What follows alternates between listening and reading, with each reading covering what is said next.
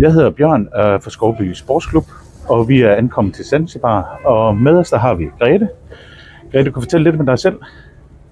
Ja, det kan jeg godt. Jeg hedder Grete, og jeg kommer fra Stjern og er lærer på Skovbyskolen, hvor jeg underviser i indskolingen. Ja.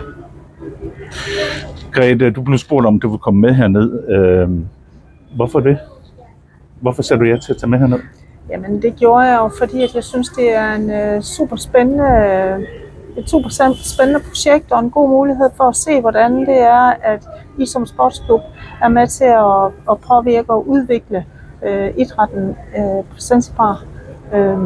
Og fordi jeg også har en aktie i Stjær Boldklub, hvor jeg er medlem af hovedbestyrelsen og gør noget inden for gymnastikken.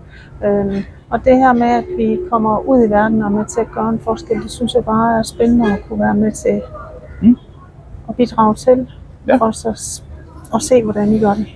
Men hvad var dine forventninger, inden du tog herned? Altså, hvad var dine tanker omkring, hvad du skulle ned og opleve? Havde du sådan en idé om det på nogen måde? Ikke ret meget. Det er jo Afrika, og man kan jo aldrig helt vide, hvad der sker.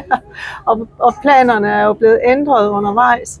Men det med at skulle ned og lave nogle workshops for nogle skolebørn og se skolesystemet hernede også, synes jeg jo er spændende i forhold til at have en lærergerning i Danmark. Og så det med, at når det er så anderledes, så er det jo svært at vide helt præcis, hvad det er, man skal forvente.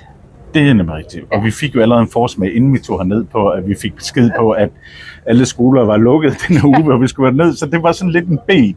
Men vi har fundet nogle andre løsninger, hvor du blandt andet skal ud og undervise nogle børn i idræt her om nogle dage. Og ja, det blev så først om nogle dage, men inden der skal vi jo så, har vi lige fundet ud af en tur til Dar, hvor vi er oppe på fastlandet og se omgivelserne derovre.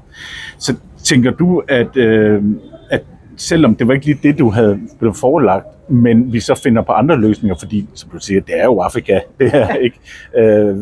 Synes du stadigvæk, du ser frem til noget spændende i det her projekt? Ja, helt bestemt. Og jeg tager jo alt det med mig hjem, som jeg kan, og bidrager med det, jeg kan undervejs, uanset hvordan planerne kommer til at se ud.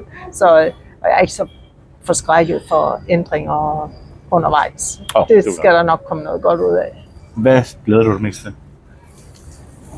Jamen altså kulturmødet og mødet omkring det sportslige og det idrætslige, fordi idræt og sport kan jo noget i et kulturmøde, fordi at det er, altså kropssprog er jo universelt. Ja.